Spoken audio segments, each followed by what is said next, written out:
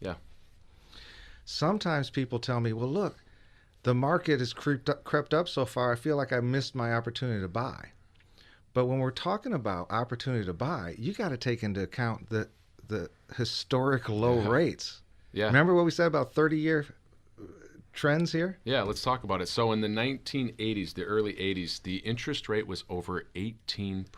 Can you imagine? 18%. Ouch. And from what I hear, that you put 20% down over 18%, and you were ecstatic that you were able to buy a home. Right. Yeah. Right.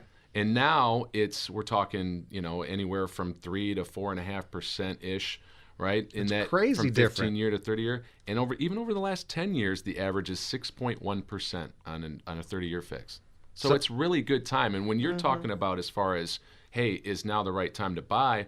Well, you compare, for example, a $200,000 mortgage rate now compared to one at 5.5% when the rates go up, which we're assuming inevitably. I mean, it's actually a good sign for the economy when the rates go up. Correct. Because it means we don't have to keep them artificially depressed because the economy's on its own 2 feet a little better.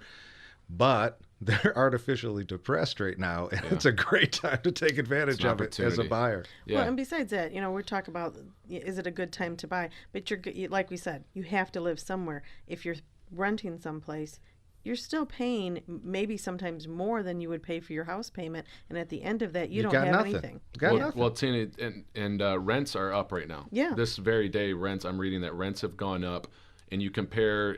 That's a great subject too. Comparing a $2,000 rent payment compared to a $2,000 mortgage payment, you have no write-offs on the rent. Right. No appreciation. And no house at the end. And no house at the end. All you have is a chance to pay more rent at the end of that You're story. paying somebody else's mortgage. Well, here's Yeah, the you thing. are. And your landlord sends you a nice postcard from Hawaii where he's on vacation because of your money, right? Yeah. God bless him. It's the American way. There's nothing wrong with having a little investment property and getting yourself on a nice vacation as a result. But American Dreamer, you don't have to be the one that sends your landlord to Hawaii. Right. You can be the one that's building equity.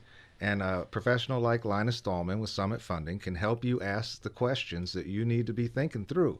Where am I at in my financial situation? What's going to help me with cash flow for the long run so that I can achieve my American dream?